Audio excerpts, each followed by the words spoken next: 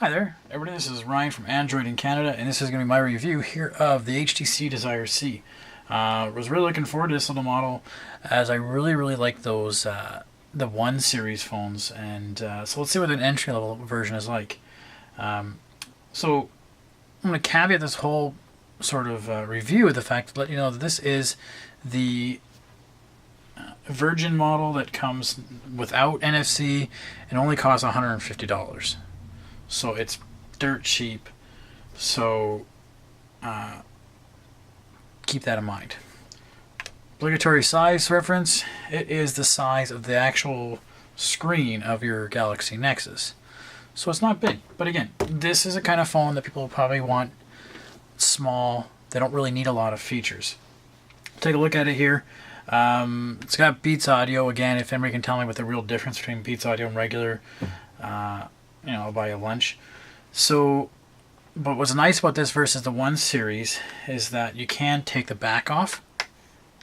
Take it off there, and you have access to a micro SD cards. And you're going to need that because it only comes with 4 gigs of space internally. But for some reason, I can only find 1 on mine. Maybe I got a special demo unit. Anyways, so 3.5-inch screen. Not a super high-res screen or anything. Just a screen. It's all you really need. Standard Sense 4.0, so if you've seen it before, we talked about the 1 series, the 1X, the 1S. We've seen how this operates.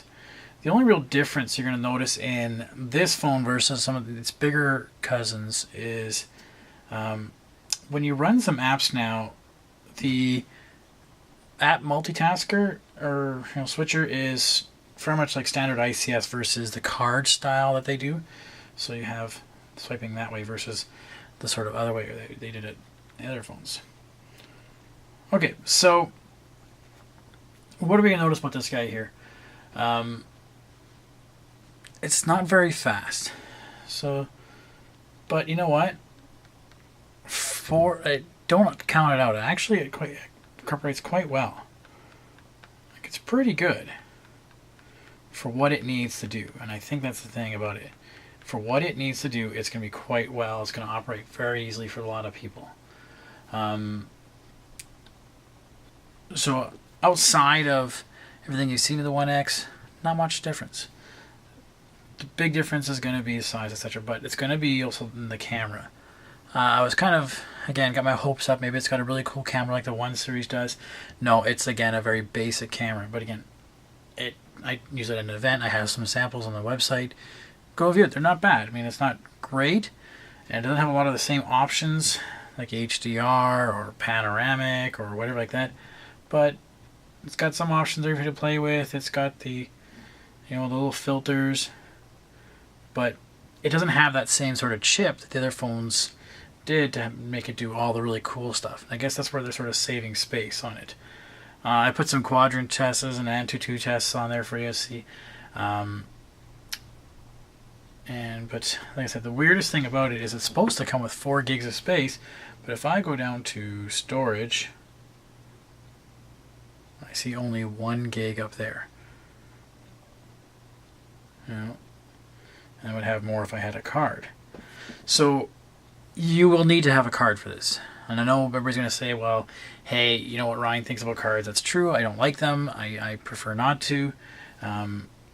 So in that sense, if you do get this guy, sign up for Dropbox, because you'll get the 25 gigabyte bonus with Dropbox to have that cloud storage. But it doesn't really help you out in the terms of installing apps end of it. If you want to start installing a lot of apps, it's got an okay amount of space. But if you want music and pictures and video, etc., then you're going to have to run out and get a card. It's not going to hold a lot on this thing. Overall, but so not super fast, not super great, but again, it works for what it needs to be. The battery life is fantastic. I haven't had a problem with that.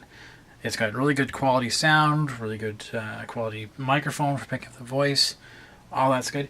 And even something you would think that would take a bit of a chunking away at playing Angry Birds, it does a decent job. It's not as pokey as you may think.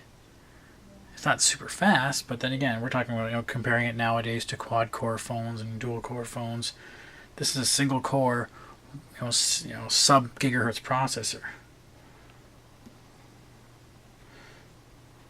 So, I mean, it's not super, super slow. So this is something I could definitely say to my parents, you know, this is the phone you should have gotten, you know, that they wanted the free phone. So, here we are.